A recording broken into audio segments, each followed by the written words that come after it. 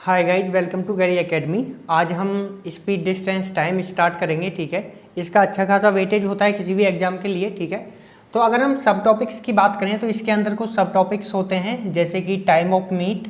यदि कोई a person किसी प्लेस वन से स्टार्ट करता है चलना और एक बी पर्सन किसी दूसरे पॉइंट से स्टार्ट करता है तो वो दोनों कब मीट करेंगे। ठीक है, और टाइम ऑफ क्रॉसिंग कि यदि कोई बस किसी बाइक को या किसी ट्रेन को या किसी पर्सन को, ठीक है, कैसे क्रॉस करेगी, या कोई ट्रेन किसी प्लेटफॉर्म को कब क्रॉस करेगी या किसी पोल को। ठीक है, तो ये सारा कुछ डिस्कस करेंगे। उसके बाद आता है बोर्ड्स स्ट्रीम। इसके अंदर अप स्ट्रीम हो गया, डाउन स्ट्रीम, ये दोनों चीज़ें हैं। और फिर रेसेज होता है, जैसे कि लीनियर रेसेज और सर्कुलर रेसेज। ठीक है, तो ये सभी सब टॉपिक्स हैं इसके जो हम डिस्कस करेंगे। और एक आपको वेल नोन फॉर्मूला पता ही होगा, speed is equal to distance upon time. ठीक है, ये सभी लोग जानते हैं। ठीक है, और ये जितने भी ये सारे सब टॉपिक्स है, जो भी सारा कंसेप्ट है स्पीड डिस्टेंस टाइम का, वो सिर्फ इस एक फॉर्मूले के ऊपर बेस्ड होता है। ठीक है, इसी को हम अलग अलग तरीके से यूज करेंगे, लेकिन फॉर्मूला सिर्फ यही है, ज़्यादा कुछ याद नहीं करना है, सिर्फ कंसेप्ट को समझना है, क्वेश्चन को समझना है और उसके बाद ईजिली इस फॉर्मूले को यूज करके आंसर निकाल लेना है। ठीक है, और एक बात आपको पता होगा, एक बात और आपको पता होगा कि यदि मेरे पास कोई स्पीड है जो कि किलोमीटर पर आवर में गिवन है, ठीक है, और मेरे को उसको मीटर पर सेकंड में कन्वर्ट करना है। ठीक है, कोई स्पीड है मेरे पास जो कि किलोमीटर पर आवर में है और मुझे उसको मीटर पर सेकंड में कन्वर्ट करना है, तो आप कैसे करोगे। ठीक है, लेट अस से आपको पता है कि 1 किलोमीटर में कितने मीटर होते हैं, 1000 मीटर। ठीक है, और 1 आवर में कितने सेकेंड्स होते हैं, 60 × 60। ठीक है, तो 2 जीरो यहाँ से कैंसिल हो गया, क्या बचा 10/36। ठीक है, 2 से काटेंगे तो क्या हो जाएगा, 2 5 जा 10 और 2 18 जा 36। तो मैं ये कह सकता हूँ कि यदि मुझे किलोमीटर पर आवर से, ठीक है, मीटर पर सेकंड में कन्वर्ट करना है, ठीक है, कोई भी स्पीड आपको किलोमीटर पर आवर में गिवन है, ठीक है, लेटर से किलोमीटर पर आवर में आपको कोई भी स्पीड गिवन है और आपको उसको मीटर पर सेकंड में कन्वर्ट करना है। ठीक है, तो आप क्या करोगे, 5/18 से उसमें क्या कर दोगे, इंटू कर दोगे। ठीक है, और यदि आपको उल्टा करना है, मीटर पर सेकंड से किलोमीटर पर आवर में कन्वर्ट करना है, तो हम क्या करेंगे, 18/5 से इंटू कर देंगे। ठीक है, देखो ये चीज़ें एग्जाम हमको याद नहीं रहती है, जनरली हम लोग भूल जाते हैं। ठीक है, कंफ्यूज हो जाते हैं कि 5/18 था, 18/5।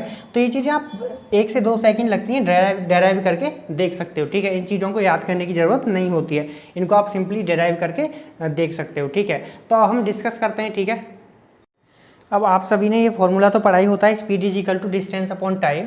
और ठीक है, इसी से आप कुछ भी बना सकते हो, speed into time is equal to distance. ठीक है, जैसे कि speed into time is equal to distance भी लिख सकते हो इसको। ठीक है, अब होता क्या है, देखो लेटर से हमारे पास 2 सिचुएशंस हैं। ठीक है, और सिचुएशन ये है कि एक मैं हूँ और एक मेरा फ्रेंड है, या फिर एक आप हो एक आपका फ्रेंड है। ठीक है, यहाँ पे स्पीड है, यहाँ पे क्या है, टाइम, और यहाँ पे डिस्टेंस है। ठीक है, अब मान के चलो कि आप और आपका फ्रेंड कहाँ जाते हैं, कॉलेज जाते हैं। ठीक है, और जो कॉलेज है, ठीक है, जो कॉलेज है आपके अलग अलग कॉलेज हैं। ठीक है, लेटर से आप यहाँ पे हो और आप ये आप हो, ठीक है, और ये आपका फ्रेंड है। ठीक है, और आप दोनों अपने अपने कॉलेज जाते हो। ठीक है, अब आप जब कॉलेज जाते हो अपने, तो लेटर से आप जाते हो 60 किलोमीटर पर आवर की स्पीड से और आपका फ्रेंड वो भी 60 किलोमीटर पर आवर की स्पीड से जाता है। मीटर पर सेकंड या किलोमीटर पर आवर, आप कुछ भी ले लो यहाँ पे। ठीक है, उससे कोई फ़र्क नहीं पड़ने वाला। ठीक है, अब जब आप दोनों सेम स्पीड से कॉलेज जाते हो, ठीक है, तो लेटर से आपको लगते हैं 3 आवर्स, ठीक है, और आपके फ्रेंड को लगते हैं 4 आवर्स। ठीक है, आपको 3 आवर्स लगते हैं, आपके फ्रेंड को 4 आवर्स लगते हैं, या फिर ये अगर आप इसको मीटर पर सेकंड में ले रहे हो तो ये सेकंड हो सकता है। ठीक है, जनरली हम किलोमीटर कुछ भी ले लो, इससे कोई फ़र्क नहीं पड़ता है। ठीक है, हम जो अभी एक रेशो निकाल रहे हैं उसमें इन सब जो यूनिट्स है उसका कोई फ़र्क नहीं पड़ेगा फिलहाल। ठीक है, तो देखो अगर आपकी स्पीड 60 है और आपको टाइम 3 आवर्स का लगता है, तो डिस्टेंस कितनी कवर करोगे आप, स्पीड इंटू टाइम, तो कितना हो जाएगा 180। ठीक है, और आपके फ्रेंड कितनी कवर करेंगे, 240। समझ आया आपको यहाँ पे। ठीक है, अगर आप और आपका दोस्त दोनों सेम स्पीड से अपने अपने कॉलेज जाते हैं, डिफरेंट टाइम को, ठीक है, एज्यूम करते हुए, लेटर से आपका फ्रेंड 4 आवर्स में कॉलेज पहुंचता है और आप 3 आवर्स में कॉलेज पहुंचते हो। ठीक है, ठीक है, तो हो सकता है आप अगर सेम ही कॉलेज में पढ़ते हो, तो हो सकता है आप अलग अलग रूट से जाते हो, इसलिए आपको टाइम ज़्यादा लगता हो। इससे अभी हमको कोई डिस्कस नहीं लेना है कि कैसे स्कूल है क्या है, ठीक है। हमको सिर्फ ये चीज़ समझनी है कि यदि मेरे पास स्पीड क्या हो, कांस्टेंट, ठीक है। यदि मैं स्पीड को कांस्टेंट मान लेता हूँ तो देखो हमारे पास तीन ही पैरामीटर्स हैं, स्पीड, टाइम, डिस्टेंस। यदि मैं स्पीड को कांस्टेंट मान लेता हूँ तो स्पीड को यदि मैं 1 एज्यूम कर लेता हूँ तो टाइम क्या हो जाएगा, speed into time is equal to distance, क्योंकि स्पीड मैंने 1 मान लिया कांस्टेंट, ठीक है। तो टाइम क्या हो गया, distance. Time is directly proportional to distance, ठीक है। तो क्या मैं ये कह सकता हूँ कि T1 upon T2 is equal to D1 upon D2, ठीक है। जो T1 अपॉन T2 का जो रेशो होगा वो सेम होगा किसके, D1 और D2 के रेशो के, ठीक है। वो कैसे होगा यहाँ पे देखते हैं, ठीक है। यहाँ पे देखो अगर टाइम का रेशो देखता हूँ, स्पीड का रेशो अगर मैं देखता हूँ S1 रेशो S2, भाई S1 क्या है 60, S2 क्या है 60, तो ये क्या हो जाएगा 1:1, ठीक है। अब मैं यदि टाइम का रेशो देखता हूँ T1 अपॉन T2 तो वो क्या है 3/4, क्या हो जाएगा 3/4। अगर मैं डिस्टेंस का देखता हूँ D1 अपॉन D2 तो वो कितना हो जाएगा 180 अपॉन 240। अगर मैं इसको 60 से डिवाइड करूँगा तो क्या हो जाएगा, ये हो जाएगा आपका, अगर मैं नोमिनेटर और डिनोमिनेटर में 60 से डिवाइड करूँगा तो 3/4 हो जाएगा। तो मैं कह सकता हूँ D1 upon D2, D1 ratio D2 हो जाएगा क्या 3/4, 3/4, ठीक है। तो आप देख सकते हो जब भी आपके पास दो सिचुएशन दी हों और उनमें स्पीड कांस्टेंट हो, यानी कि स्पीड सेम हो दोनों की, तो मैं कह सकता हूँ टाइम और डिस्टेंस का जो रेशो होगा वो T1 upon T2 is equal to D1 upon D2 होगा, ठीक है। ये कब होगा, जब आपका स्पीड क्या होगी कांस्टेंट, जब स्पीड क्या होगी कांस्टेंट। कांस्टेंट मीन सेम होगा तो मैंने 1 कंसीडर कर लिया, ठीक है। ये था हमारा पहला केस। अब केस 2 देखते हैं, ठीक है। केस 1 क्या था जिसमें स्पीड कांस्टेंट थी, केस 2 देखते हैं, स्पीड, टाइम, डिस्टेंस।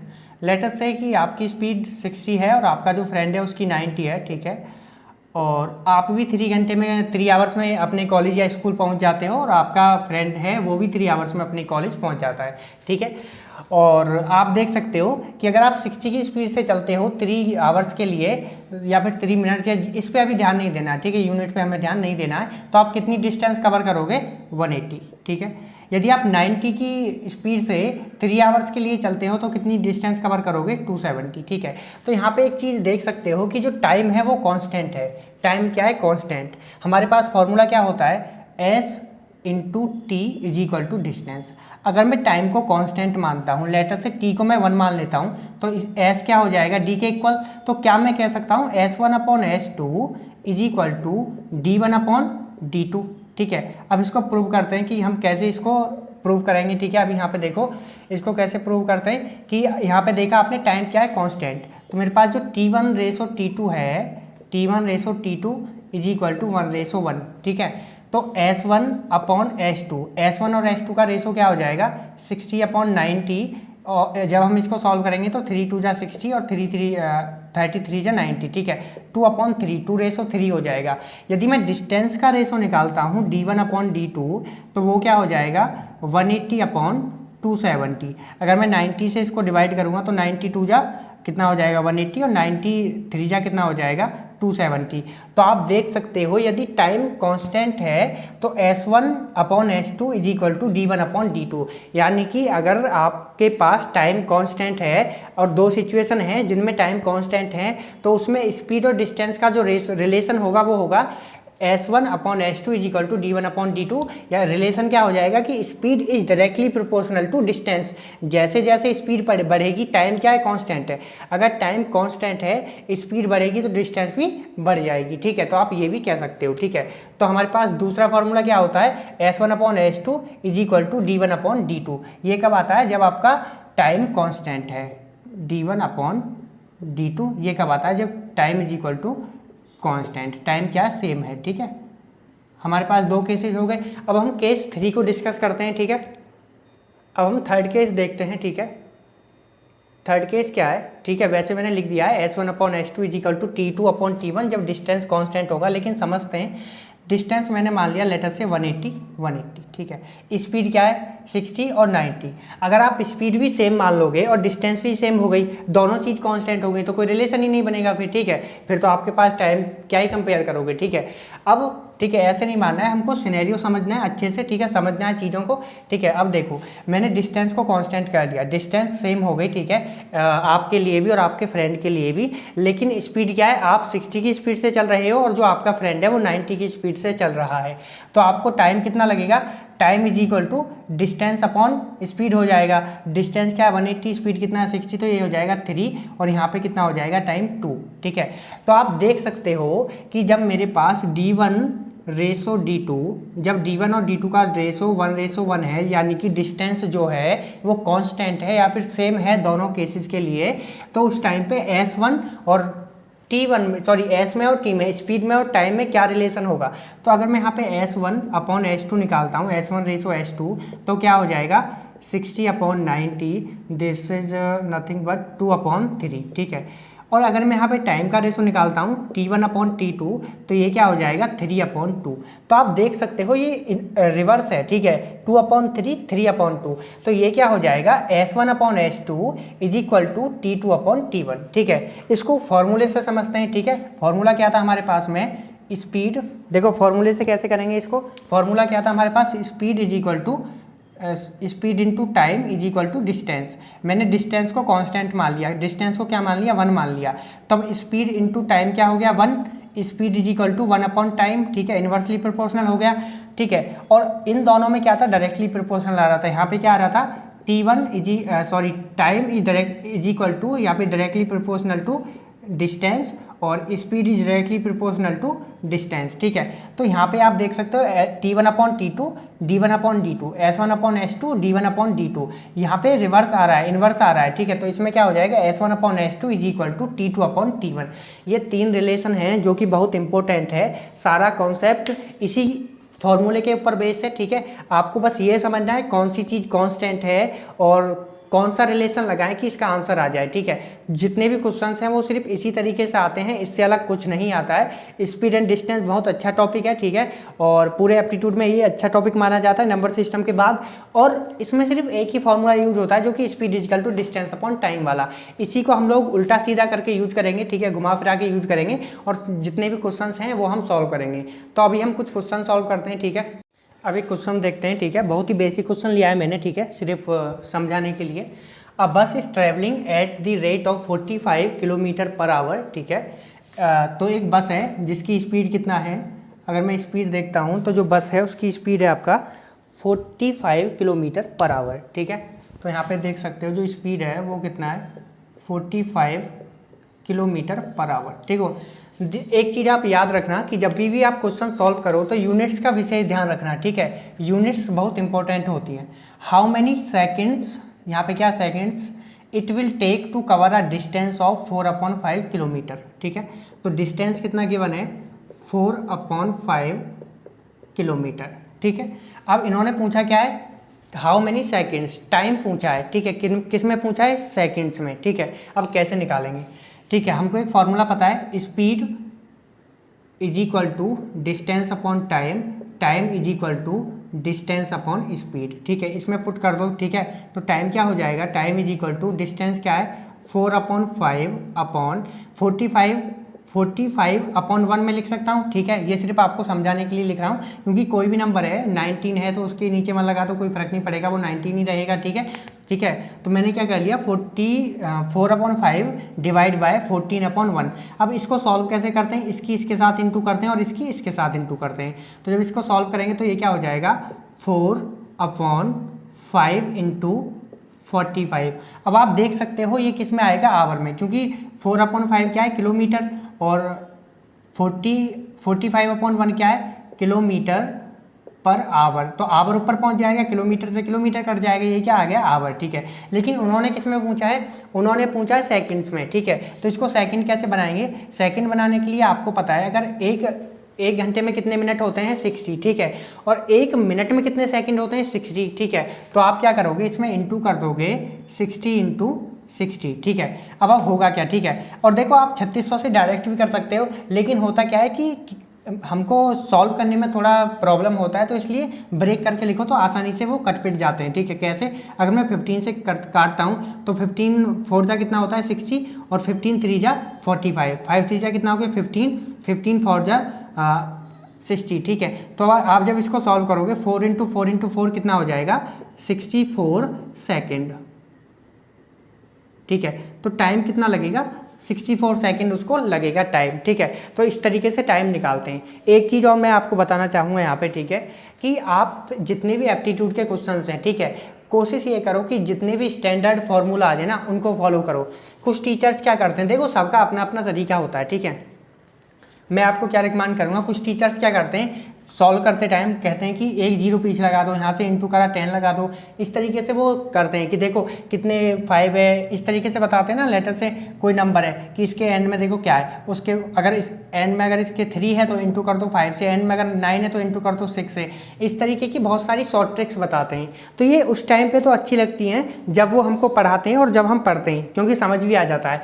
लेकिन जब हम एग्जाम में जाते हैं ना तो बहुत सारी चीज़ें मैसअप हो जाती हैं, ठीक है। उसके बाद हम लोग डिसाइड नहीं कर पाते यार क्या करना था। इसलिए कोशिश हमेशा ये करो कि जितने भी स्टैंडर्ड फार्मूला आ जाएं उनको यूज करना सीखो, ठीक है। टाइम आपके पास सफिशिएंट होता है, ऐसा नहीं कि टाइम नहीं है और आप वहाँ पे मतलब स्टैंडर्ड तरीके से सॉल्व करोगे तो टाइम ज़्यादा लगेगा, नहीं। आपको अच्छे तरीके से सॉल्व करना है और करेक्ट सॉल्व करना है। अगर आपने शॉर्ट ट्रिक के चक्कर में उसको गलत कर दिया, ठीक है, तो होगा क्या कि आपके नेगेटिव मार्किंग होती है तो जो पॉजिटिव मार्क्स हैं वो भी कट जाएंगे। इसलिए जो स्टैंडर्ड टर्मिनोलॉजीज हैं उन्हीं को फॉलो करो, ठीक है। और कोई भी शॉर्ट ट्रिक्स ज़्यादा यूज मत करो लेकिन ज़्यादा यूज मत करो, क्योंकि आपके पास आपका सिलेबस ही बहुत ज़्यादा होता है। तो जो सिलेबस इतना है कि आप उसी को याद नहीं कर पाओगे। तो उसके बाद अगर आप एप्टीट्यूड या सीसेट इसमें भी अगर आप बहुत ज़्यादा कुछ अपने ऊपर वर्णन कर लोगे, बहुत ज़्यादा फॉर्मूलाज लिख लोगे, तो ये फिर आपको हो सकता है एग्जाम में परेशान करे, ठीक है ना। अब अगला क्वेश्चन देखते हैं, ठीक है। A car travelling at a speed of 40 kilometre per our can complete a journey in 9 hours, ठीक है। आपको स्पीड गिवन है और आपको टाइम गिवन है। स्पीड कितना है, एस जो है आपका कितना है 40 किलोमीटर पर आवर, और जो आपका टाइम है वो कितना है 9 आवर्स, ठीक है। अब उन्होंने पूछा क्या है, ठीक है, टाइम कितना 9 hours. How long will it take to travel the same distance at 60 kilometre per hour, ठीक है। लेटर से आप एक पॉइंट से बी पॉइंट जा रहे हो, ठीक है, और अगर आप 40 की स्पीड से चलते हो तो आपको 9 आवर्स लगते हैं। अगर आप 60 की स्पीड से चलोगे तो आपको कितना टाइम लगेगा, आपको टाइम बताना है, ठीक है। अब आप यहाँ पे देख सकते हो कि डिस्टेंस क्या सेम है, ठीक है। अगर अब डिस्टेंस सेम है तो रिलेशन क्या होता है आप वहाँ पे चेक कर सकते हो, मैंने लिखा हुआ है। अगर डिस्टेंस सेम है तो S1 upon S2 is equal to T2 upon T1, या फिर T1 upon T2 is equal to S2 upon S1, ठीक है। कैसे भी आप लिख सकते हो, ठीक है। तो S1 क्या है 40 किलोमीटर पर आवर और T1 क्या है 9 आवर्स, ठीक है। और आपके पास S2 गिवन है कितना 60 किलोमीटर पर आवर, ठीक है। मैं एक बार दोबारा बताता हूँ। S1 क्या है 40 किलोमीटर पर आवर, T1 क्या है 9 आवर्स, S2 क्या है 60 किलोमीटर पर आवर, और T2 जो है वो आपको कैलकुलेट करना है, ठीक है। तो आप कैसे कैलकुलेट करोगे, ठीक है। तो आप देख सकते हो यहाँ पे कि हमारे पास रिलेशन क्या होता है S1 upon S2 is equal to T2 upon T1, ठीक है। सिर्फ यही रिलेशन उल्टा होता है, अदरवाइज सारे क्या होते हैं S1 upon S2 is equal to D1 upon D2 और T1 upon T2 is equal to D1 upon D2, इसी तरीके से होते हैं, सिर्फ इसी रिलेशन को छोड़ के, ठीक है। तो कैसे सॉल्व करेंगे, देखो S1 क्या है हमारे पास 40, S2 क्या है हमारे पास 60, T2 क्या है हमारे पास x मान लेते हैं जो कि हमको निकालना है। अब आप एक चीज़ देख सकते हैं यहाँ पे किलोमीटर पर आवर है, आवर्स है, किलोमीटर पर आवर्स है तो टाइम भी किस में आएगा आवर्स में ही आएगा, ठीक है। T1 कितना है 9, तो आप देख सकते हो 0 से 0 कैंसिल, तो x कितना हो जाएगा 9 4 जा कितना हो जाएगा 36 अपॉन 6, ठीक है। तो कितना हो जाएगा 6 आवर्स, तो आंसर क्या हो जाएगा 6 आवर्स। आप मुश्किल से मुश्किल 10 सेकंड में सॉल्व कर सकते हो, और ऐसा नहीं कि ये क्वेश्चंस आसान है, इसी तरीके के क्वेश्चंस एग्जाम में पूछे जाते हैं। लेकिन जब वो क्वेश्चंस को बनाते हैं तो उसमें लैंग्वेज बहुत सारी लिख देते हैं जिससे पढ़ने में कन्फ्यूजन होती है और क्वेश्चन लेंथी लगता है और लगता है कि ये क्वेश्चन बहुत ही डिफिकल्ट होगा। लेकिन जितना बड़ा क्वेश्चन होता है, जितना लेंथी होता है, उतना ही उसमें इन्फॉर्मेशन ज़्यादा गिवन होती है और उसको सॉल्व करना आसान होता है, ठीक है ना। अब वो आपको समझ आया होगा, मैं भी होप करता हूँ आपको समझ आया होगा। अब हम अगला क्वेश्चन डिस्कस करते हैं, ठीक है। एक चीज़ और मैं आपको बता दूं कि आपको ना क्वेश्चंस को ध्यान से पढ़ना है, क्वेश्चंस पढ़ना है, ये समझना है कौन सी चीज़ गिवन है, कौन सी चीज़ पूछ रहा है, और कौन सी कोई कांस्टेंट है। अगर कोई कांस्टेंट है तो आप देख सकते हो, मैंने रिलेशन आपको सबसे पहले रिलेशन ही समझाए थे, क्या क्या रिलेशन निकालते हैं, ठीक है। तो इन सब को समझने के बाद अगर आपको क्वेश्चन समझ नहीं आ रहा तो आप 2 बार रीड करो, 3 बार रीड करो, जब तक अगर आपको क्वेश्चन समझ नहीं आता आप उसको ढंग से रीड करो और एक एक पॉइंट को लिखते जाओ, ठीक है। अगर आपको क्वेश्चन समझ नहीं आ रहा है और आप जल्दबाजी में क्वेश्चन नहीं अच्छे से पढ़ रहे हो तो आप क्वेश्चन जरूर ही गलत करके आओगे, ठीक है। तो इसलिए आप याद रखना, क्वेश्चन रीड करना एग्जाम में बहुत ज़्यादा इंपॉर्टेंट होता है और उसको समझना, और साथ ही साथ उन चीज़ों को लिखना जो कि गिवन है, ठीक है। अब एक और क्वेश्चन देखते हैं, ठीक है, काफ़ी अच्छा क्वेश्चन है। Walking at 75% of its normal speed, ठीक है।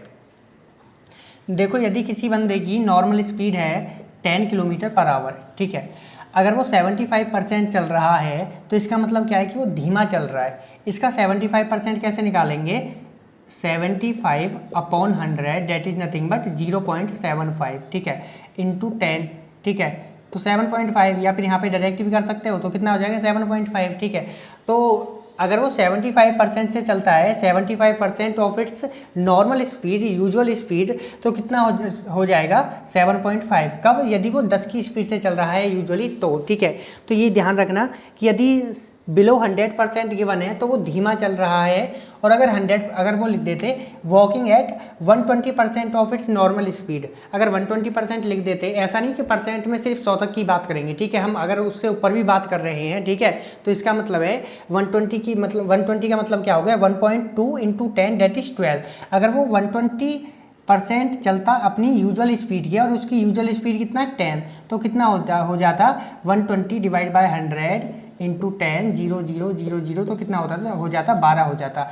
देखो एक बार मैं और समझाता हूँ आपको, यदि किसी पर्सन की usual speed 10 kilometre per our है या फिर मीटर पर सेकंड है, और अगर वो उसका 75% चलता है, ठीक है, that is nothing but 75 upon 100 और 0.75, तो वो उसकी स्पीड कितनी हो जाती है 7.5, ठीक है, यानी कि डिक्रीज हो जाती है। लेकिन यदि वो 120% चलता है तो 120% अगर चलता है तो कितना हो जाता है 12। तो ये याद रखना, 100% क्या होता है एक्चुअल, अगर 100% से ऊपर जाएगा तो यूजुअल स्पीड से ज़्यादा स्पीड आएगी, ठीक है, और अगर 100% से कम आएगा तो यूजुअल स्पीड से कम स्पीड आएगी, ठीक है। तो ये बात आपको याद रखना है, ठीक है ना। वैसे ये बेसिक्स हैं, अगर आपको नहीं भी पता होगा तो भी आप इसको मैनेज कर सकते हो, ठीक है।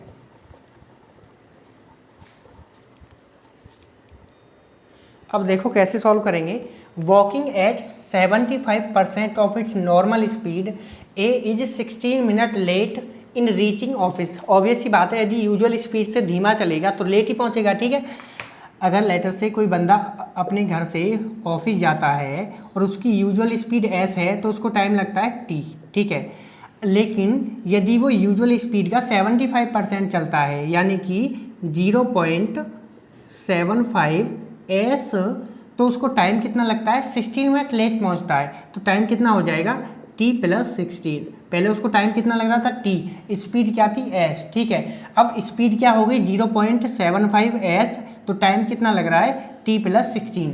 अब ये ठीक है, यहाँ पे देखो पैरामीटर्स गिवन है, मिनट है तो टाइम कितना मिनट्स में, ठीक है, और जो स्पीड है वो यहाँ पे गिवन नहीं है, ठीक है। तो हमको उसकी चिंता भी नहीं करनी है कि किलोमीटर पर आवर में लेना है या मीटर पर सेकंड में लेना है, नहीं, ठीक है, जो जो गिवन है उसी पे फोकस करो, ठीक है। आगे क्या लिखा हुआ है कि जो यूजुअल टाइम है हमको वो निकालना है यदि वो सेम डिस्टेंस को कवर करता है, ठीक है। अब डिस्टेंस तो सेम ही रहेगी, यदि कोई बंदा घर से ऑफिस जाता है, ठीक है, तो क्या डिस्टेंस चेंज थोड़ी हो जाएगी, डिस्टेंस तो सेम ही रहने वाली है।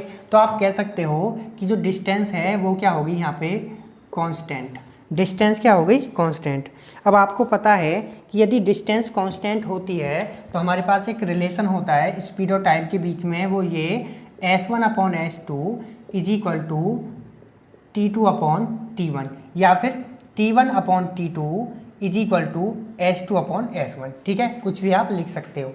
अब आपको करना क्या है, सिर्फ वैल्यूज पुट करना है यहाँ पे। तो s1 क्या है s, ठीक है, s2 क्या है 0.75 s, ठीक है, t2 क्या है t प्लस 16 और t1 क्या है t। तो यहाँ से s से s कैंसिल हो गया, ठीक है। इसको पॉइंट हटाना है तो मैं यहाँ पे 100 से इंटू कर दूँ, ऊपर भी 100 से इंटू कर दूँ, तो ये क्या हो जाएगा 100 upon 75 is equal to T plus 16 upon T.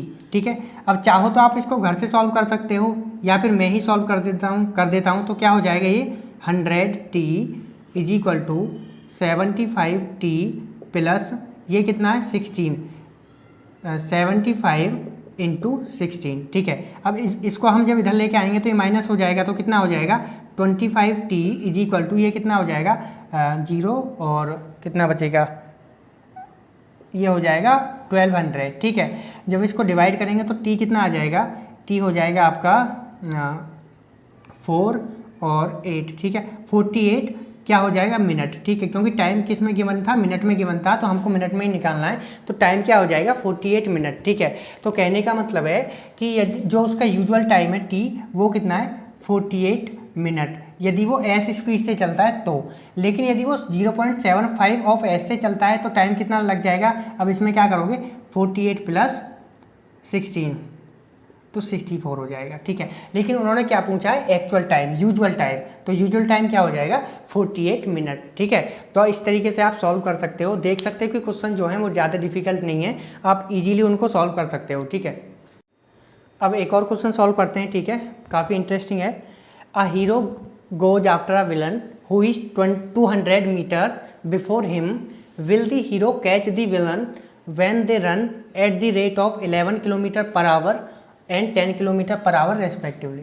कहने का मतलब है एक हीरो है जो कि विलन से 200 मीटर दूर खड़ा हुआ है। ठीक है, और हीरो को विलन को पकड़ना है। ठीक है, ये तो दुनिया जानती है कि हीरो विलन को पकड़ ही लेगा चाहे कितना भी टाइम लगे। ठीक है, मूवी 2 आवर्स की होती है या 2.5 आवर्स की हो, पकड़ना हीरो ने विलन को लेना ही है। ठीक है, अब होगा क्या यहाँ पे, अगर आपको कन्फ्यूजन हो रहा है कि ये स्पीड किसकी है ये स्पीड किसकी है, तो आप ये भी देख सकते हो कि हीरो पीछे खड़ा है और विलन आगे खड़ा है। अगर इसकी 11 होती इसकी 10 होती तो कभी पकड़ ही नहीं पाता। ठीक है, तो इसलिए ये स्पीड कितना हो गया 11 और ये कितना हो गया 10। ठीक है, उसके बाद आप एक चीज़ और नोटिस करोगे यहाँ पे कि लेटर से मैंने डिस्टेंस मान लिया एक्स विलन से और उस कैचिंग पॉइंट का। लेटर से हीरो ने यहाँ से भागना शुरू किया और विलन ने यहाँ से भागना शुरू किया और उस कैचिंग पॉइंट पे जाके हीरो विलन को कैच कर लेता है। ठीक है, अब इस केस में होता क्या है, लेटर से आप ए हो और आपका एक फ्रेंड बी है और यहाँ पे आपका कॉलेज है, आपने डिसाइड किया, ऐसे मानते हैं लेटर से आप यहाँ पे हो, ए यहाँ पे है और बी यहाँ पे है। बी का जो घर है वो कॉलेज के पास है और जो आपका घर है वो कॉलेज से थोड़ा दूर है। ठीक है, और आपने डिसाइड किया है कि हम दोनों एक ही टाइम पे अपने घर से निकलेंगे और एक ही टाइम पे 9:30 पे हमको क्लास में पहुंचना है और एक ही टाइम पे हम क्लास में पहुंचेंगे।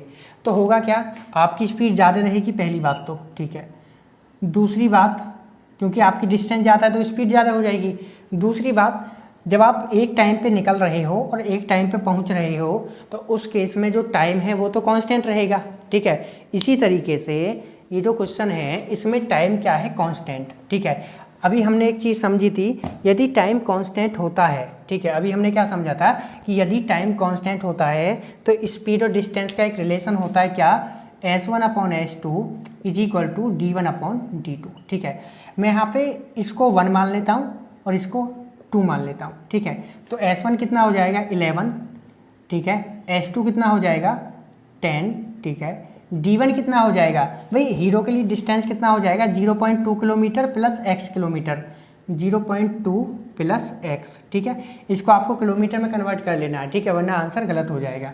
और D2 कितना हो जाएगा x किलोमीटर। ठीक है, अब आप क्रॉस मल्टीप्लाई करो तो क्या हो जाएगा, जब आप क्रॉस मल्टीप्लाई करके इसको सॉल्व करोगे तो x आ जाएगा 2 किलोमीटर। ठीक है, अब देखो तो हमको ये तो पता लग गया कि उसको पकड़ लेगा, हीरो उसको पकड़ लेगा कितने डिस्टेंस के बाद, 2 किलोमीटर के बाद। ठीक है, हीरो को कितना ट्रेवल करना पड़ेगा 2 किलोमीटर प्लस 0.2, तो हीरो डिस्टेंस कितना कवर करेगा 2.2 किलोमीटर और विलन कितने डिस्टेंस के लिए भागेगा 2 किलोमीटर के लिए भागेगा।